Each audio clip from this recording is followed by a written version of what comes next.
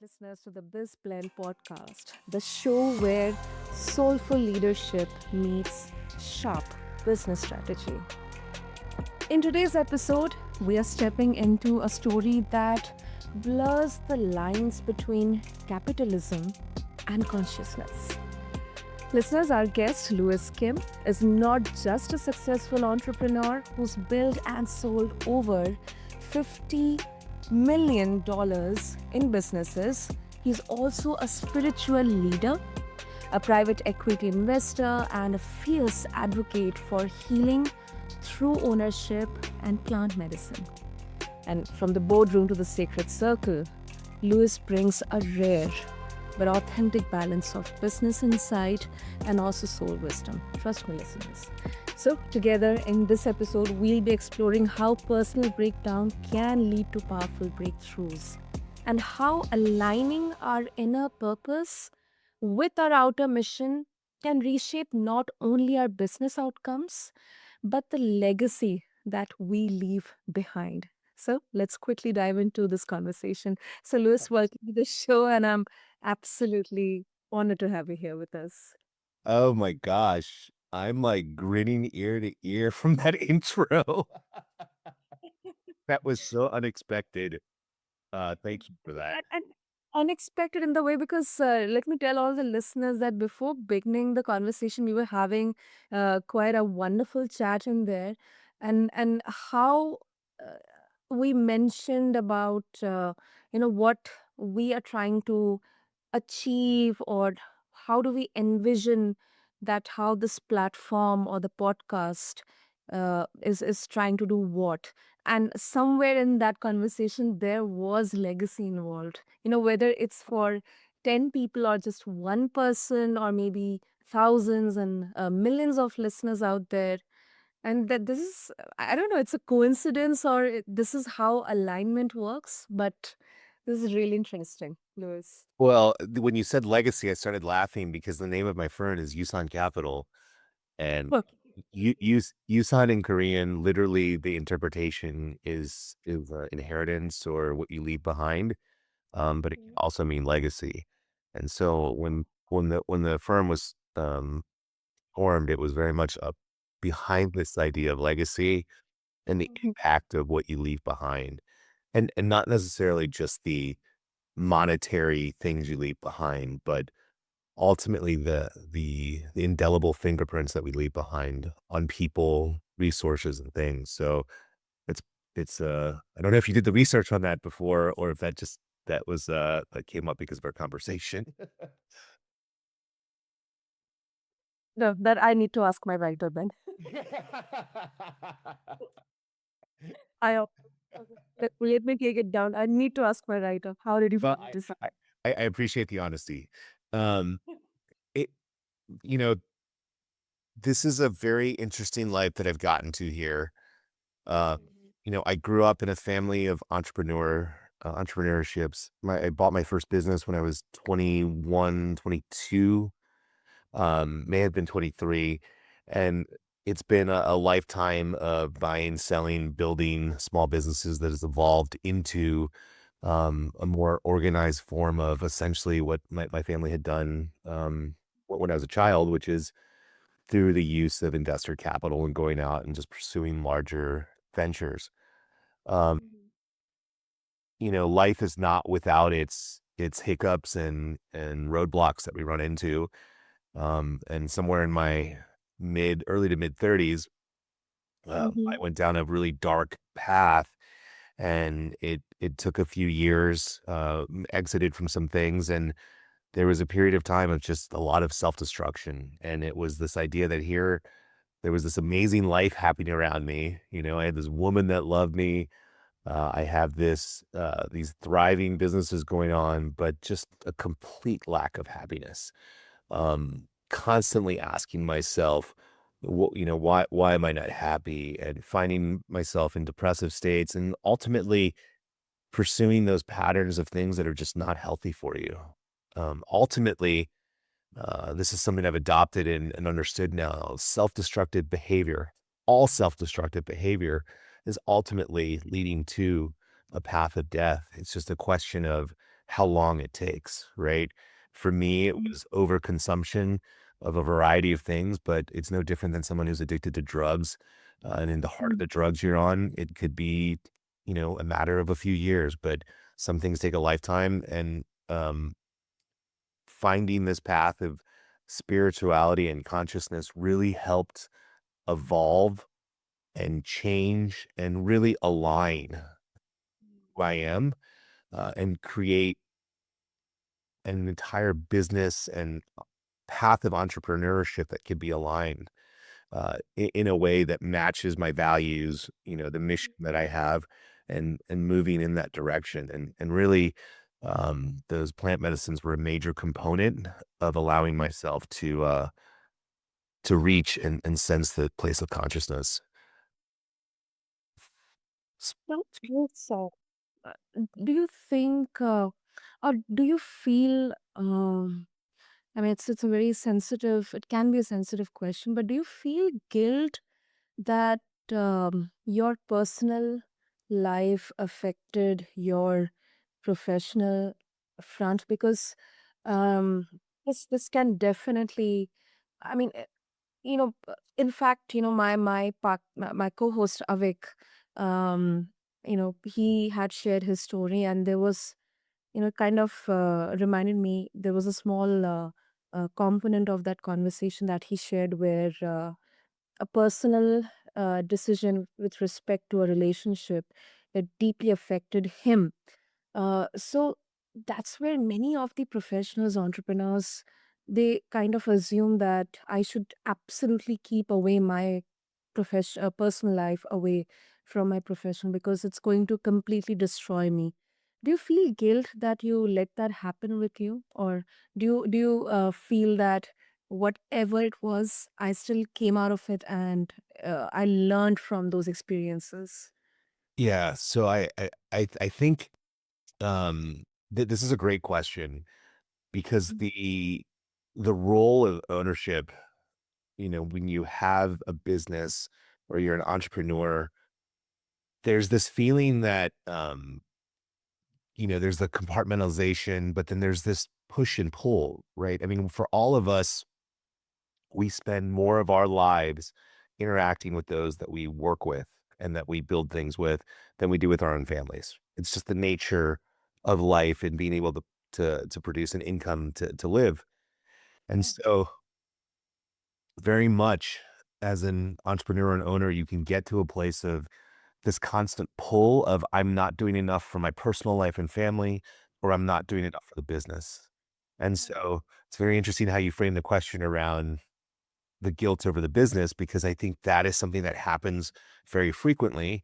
And at the same time, you see relationships and things fall apart as entrepreneurs or business people because so much attention and focus is here. And then this person living with guilt about their personal life. Um, for me, I think I was in such a dark place. The guilt and the shame that I was feeling was more about you reach a place where you have this opportunity, you have this liquidity, and if you get to where you think you want to get to, and then you Mhm. realize that it's not what you were seeking. That is the issue that was much darker for me than the business itself, than not being enough for the business. But as an owner, I think it's a very common thing to be pushed and pulled and have these senses of guilt and have these senses of shame that you're not doing enough for other things. But we're all human, right? We all have the same 24 hours a day that you have, that I have. I don't care where you are in the world. We all have the same number of hours. Mhm. It's what we do with those. And what I have found is when you can go inward to yourself, and Mhm. regardless of whether or not the guilt is on feeling that you're not doing enough for your family, community, church, the places that you go spiritually, or for your business and your people, and you're not doing enough there, when you get to a place of alignment with yourself and your values and you have clarity, I think there's no better gift for any individual than to have absolute clarity about their purpose, about their mission, and about their direction. When you have those things, there is no guilt, there is no shame because you're totally aligned to this mission and path that you're going to. And the reality is, you know, the work-life balance is such a myth because, like I said, there's limited number of hours. And it's either there's a way with this alignment to create almost a level of convergence because now you have family and other people wanting to understand your purpose, right? And wanting to share what you want to share because your vision and you are so clear about where you're going. Um, and what I found is the more clear I am about the direction and the more my family sees me in a way where, hey, we're going somewhere, right? That it's kind of they're coming for the ride, and they may not be the right decision for everybody, but I know it's the right one for me, and I think that's the key, is when you can get to that place of clarity, get to that place of mission, then those feelings of guilt of being pulled one way or the other, go away. I couldn't agree more. That's very beautifully and simple, yet in a simple way put together. And Louis, when we talk about entrepreneurship or business, um, the conversation around soft skills or this emotional intelligence, intuition, I'm really happy. I feel really happy that now there people are talking about this. We are talking about intuitive leadership, servant leadership, bringing on the element of emotional intelligence, spiritual intelligence into the conversations around how a leader should be. Mm. uh, where do you see how do you see the intersection of this sacredness, the soul component playing into the hard world of leading yourself, leading others? Yeah, I'm so glad you asked this question because part of my mission is to be a clear and bold example of a heart-centered leader. And, Mhm. I have no problem in middle age saying that this is a lesson that was taught to me by my mother. In my family, when I was growing up, my mother was the entrepreneur, and my dad was more of the artist. And Yeah. she really exemplified this, and she did it with her heart and soul. And what it's Mhm. taught me about leadership and about where you move and how you move people, you're absolutely right. The emotional intelligence of being able to connect and being Mhm. able to show people, and this goes back to that thing of clarity of having this vision of where you're going, and you compel them because you care, and you give them and make them feel the drive and the mission. It's very important. Um, they've done studies here in the United States where there's an income threshold, and this was those studies that I'm referencing are probably about almost 10 years old, so these income levels are probably higher at this point. But for most workers at that point, it was around 75,000 a year, was the threshold. And once you achieve that threshold, for most workers, marginal incremental gains in income did not matter as much as how their employers or their business, how they felt, like how they felt about, the productivity, like was it important what they were doing? So those intangible things outside of that. Um, in the US right now, Mhm. 1 in 6 employees are what they call actively disengaged.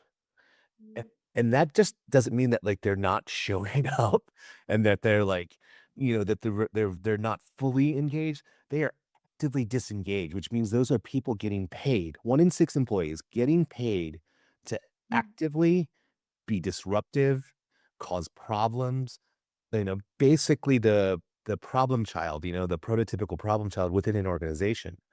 Why Mhm. do you think that is? It's because people have felt for a very long time, um, underappreciated. They feel as if they don't matter.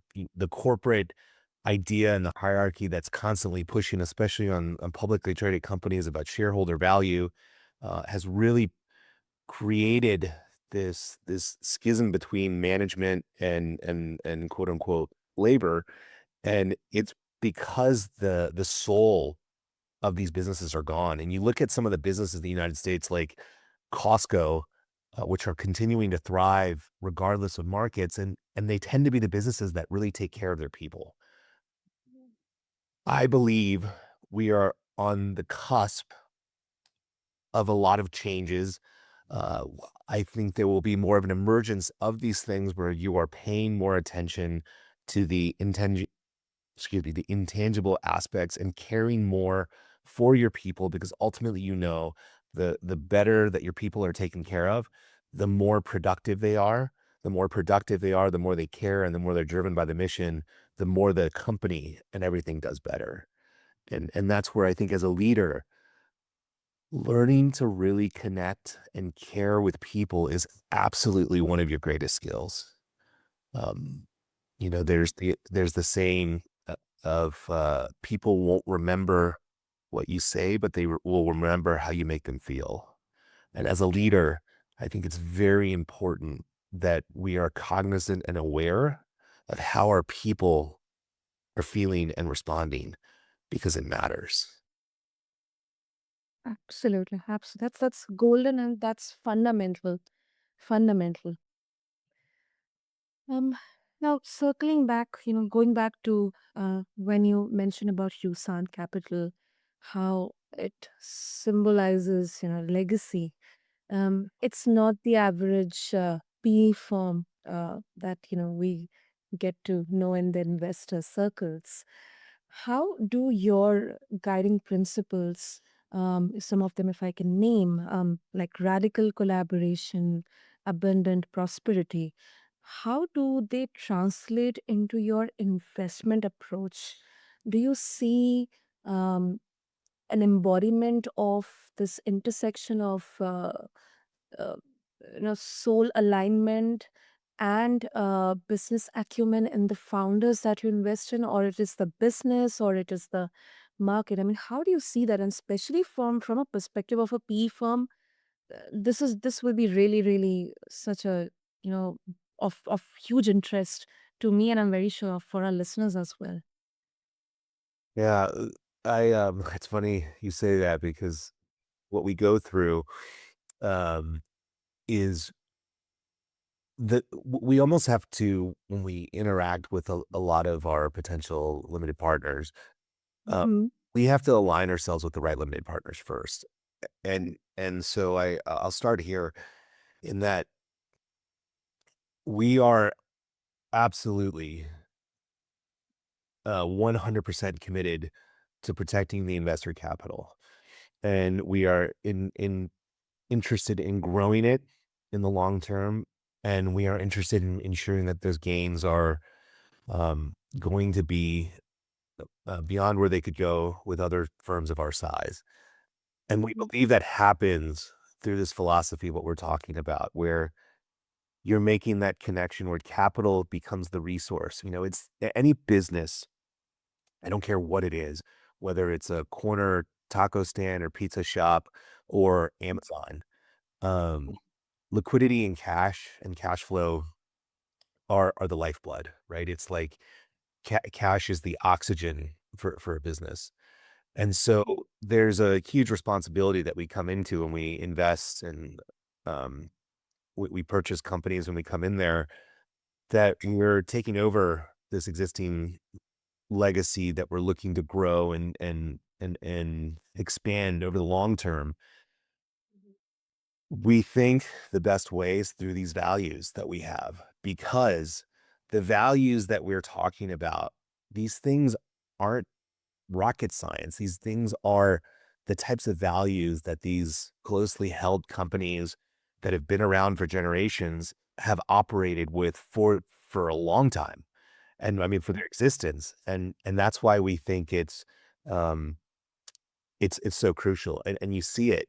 I can give you a big example that in it from a larger scale. There's a firm called KKR, and they're one of the largest PE VC firms out there, and they have recently started to adopt this model with a few of their last investments where their focus is on making the employees shareholders in the company when they go acquire. And so they get equity. And when they exit from these businesses, these Mhm. people become, I mean, some may not achieve huge levels of wealth, but it becomes life-changing money, you know? Um, for us, we see this in our own investments where things change. You know, people when they feel more appreciated, you will see the performance. And look, I, I'd be lying to you if I tell you if there aren't certain people that see it as an opportunity to get over or to kind of take advantage of a situation because they think leadership is not as strong. But I assure you, we're very serious business operators and owners when we go into these things. But when your people feel cared for, your product and service, which is ultimately delivering to the customer satisfaction rates go higher. You see it across the board. And so the investments as a whole, they thrive when our mission and value are being implemented and you see them being delivered because we're all aligned. And that alignment is very, very, very important. That's true. That's true. And although there will be a lot of nuances to this, that you know, uh, people centric leaders or businesses, they may look weaker because you may not be able to have everyone aligned or genuinely having that intention, but if we look at the bigger picture, I absolutely agree with you. Absolutely, this is tried and tested. This comes from my personal experiences when I was a part of, whether it's an enterprise or a startup. It's irrespective of the magnitude or the size of the company I'm working with. If I'm not personally, as an employee, I'm not aligned with the product or the service or the um, manager or the leader I'm working with, then it will definitely show up in my work as well, unintentionally. What you just said made me think of I, I I recall being told this anecdotal story about I forgot the gentleman's name, but if you look him up, if you Google, and it's very easy to find. But he was a billionaire when he passed away. Mhm. It was the largest confectionery in Japan, Yep. and he started very very small. And up until the day that he died, he said that the reason he did so well is that every cookie, cracker, whatever that came out of his factory was injected with love.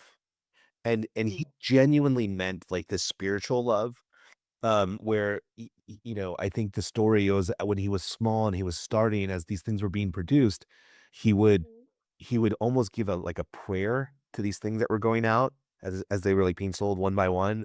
And then there are stories that even as he was aging and he was like, no longer running the day to day, that he would go down to the factory line and kind of be there as they're going out and then wishing. I mean, it's listen, I have to tell you, a little over 10 years ago, if someone had shared this story with me, I would have laughed in their face. Um, Uh-huh. but he would sit there on the line and continue to impart love. And really, if you think about it, whether or not you believe in the spiritual or you feel prayer works, think of the mentality of that, of how that translates for that business owner to his people, to the products, to the ingredients. When you come from that place of care, how differently everything runs, right? And then you create this culture around caring. You can't tell me at a certain point your customer or your client feels the care that comes through with that because we've all experienced it when it's bad, right? And I think in the marketplace as a whole, we have also forgotten what it feels like when it feels good, and that's why I think there's certain brands and companies that do so well because they remember that the customer experience is the most crucial thing you can have, and for any entrepreneur, you can't forget If you have no customers or clients, you have no business.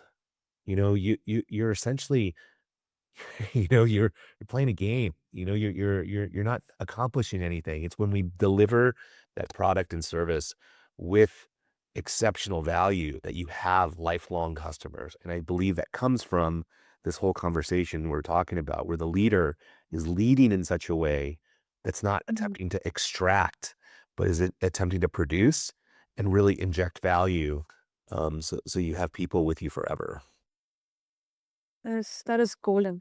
That is golden. And as you mentioned about this, I think maybe it can be done as an experiment. Just consider your team members or the employees as the first customers of your product or service.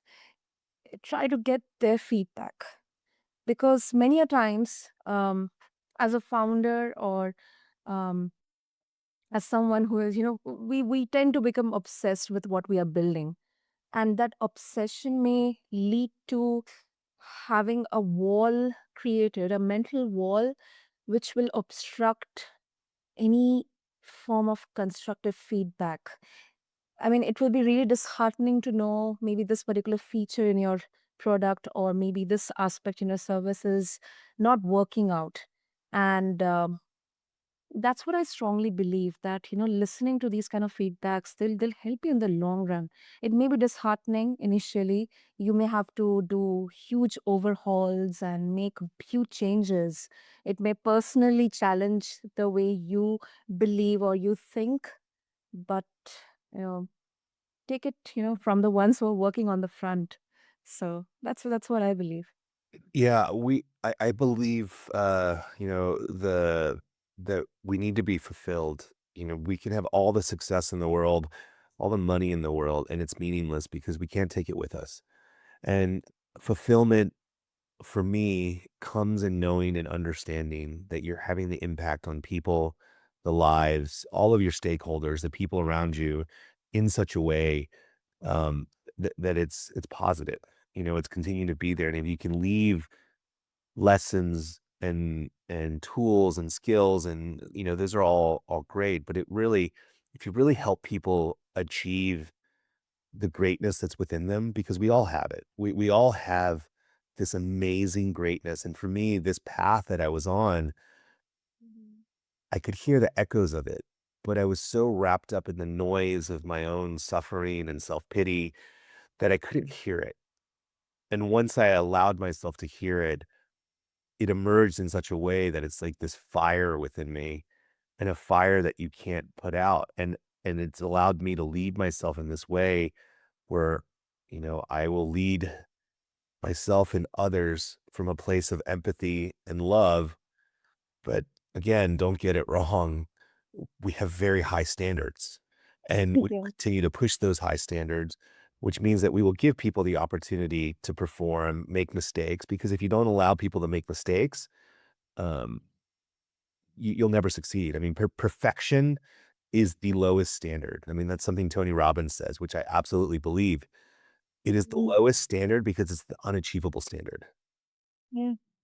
Yeah. And if and so being able to have a high standard, but allow for those mistakes to be made, make them quickly, and you keep moving, you allow people to develop and grow, because that growth, really is so important for people. Um, yeah, I mean, it, you know, f it's a funny life we lead, because I can tell you, as a child, when I had visions of what I wanted to do and be in business, I can tell you the last place I thought I'd be was, having this conversation about consciousness and capitalism. I think that's where I was always being led, because of my own mother, because of the giant heart she had, and, like, no matter what she suffered through, she would Mhm. always be out there helping people. I mean, I can remember when they owned a liquor store in, near DC, and they bought a business from a broker, all lies about how much money it was making, right? Like, all lies. So they went in thinking, "Oh my gosh, this is going to be great. We can send, kids to college and no problems, right? They get into the business and the revenue was like 50% of it, right? And, they bought it, as one of those situations, I think in hindsight, my mom was like, this was probably one of those too good to be true deals because the owners were willing to finance, they were owning the real estate, all of these things. And they get into it and they find out it's 50% because it's been run into the ground because the actual owner passes away. His children were doctors and lawyers and they didn't want it. And so it had been unattended to for almost a decade. They go into it and they suffered a lot. I mean, the license back then in Maryland was such that, there were set hours that they had to be open, and they had to open at 8 o'clock, and the business closed at 2 a.m. because it had a bar. They did that for 9 years, and they suffered. They ultimately built this thing and turned it into something that really grew, and they sold it for a profit, and then they ended up going into something far more, um, f far better in terms of a lifestyle because the hours and everything. But what I want to share is I share that background to say there was a lot of suffering. That period of time, the only time I could actually see both of my parents in elementary school was to spend my summers with them at this liquor store literally all day. That's actually, I always joke that my first job was at 8 years old, because there was a time when, it was so busy, some people didn't show up. My mom had no choice. I was like, "Let me help you." She taught me how to run a lottery machine, and the store back then, the lines would be forever because there were not many lottery machines, and so I sat there and I learned to run the lottery machine and did that for hours to support. But with all of that happening, my mother always found a way, one, to treat her employees with absolute respect and Mhm. absolute care. And we're talking about people that, for the most part, they had, one of the managers there was a former police officer, had a giant gambling problem, would Mm. would be, would be stealing, but would be kept because he provided the security because everyone knew he was a police officer at one point, Mhm. or the guy who was a boxer and had, not made it, was a degenerate alcoholic, would come in and clean. He was kind of like the cleanup guy, and Mhm. stories of like other Korean immigrants that would come that would look for a job and she would give it to them, but she always came from this place of love, even if they stabbed her in the back. And she was the homeless people loved her because the homeless guys that lived around there because she would come in the morning. They would ask for like some money. And she's like, I can't give you money. And she'd be like, "Well, if you sweep the parking lot, I can give you a 12 pack because that's what that guy needed, right? Like a 12 pack of beer." But I think those lessons really taught me how important it is to really care about everybody around you and everyone in the sphere of your business because it matters. And, that stretch at that time, those liquor stores that were in this area from that into the DC border were constantly being held up. It was a Mhm. very regular thing. I mean, talking with shotguns and everything.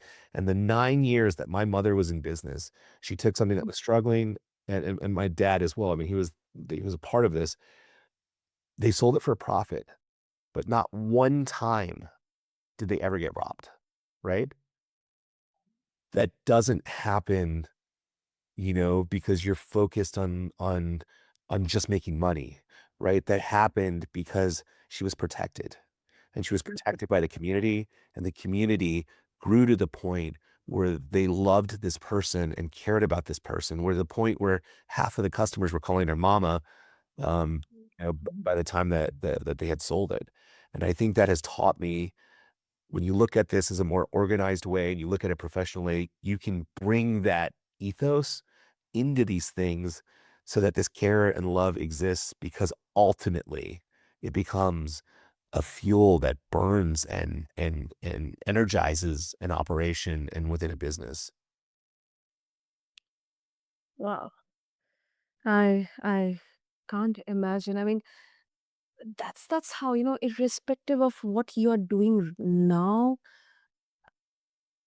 our childhood experiences, they shape the way Yeah. we set on, whether it's through our parents or our friends, um, or the environment we are in. These experiences, they form the most fundamental um, base of what we are set on. Uh, I just Mhm. I don't know if this will make it in or not, but in this moment, I just want to comment. That was a story I didn't think I'd be sharing, and I think it has a lot to say with this conversation, and even the pre-conversation we had before.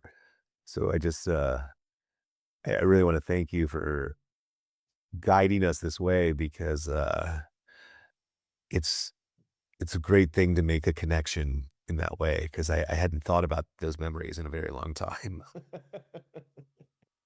Oh, yeah, It's a testament to you. So that's what I want to say.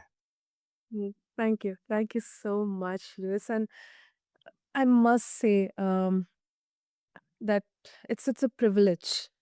It is a privilege that in such a great way um, your parents they inspire you for lifelong.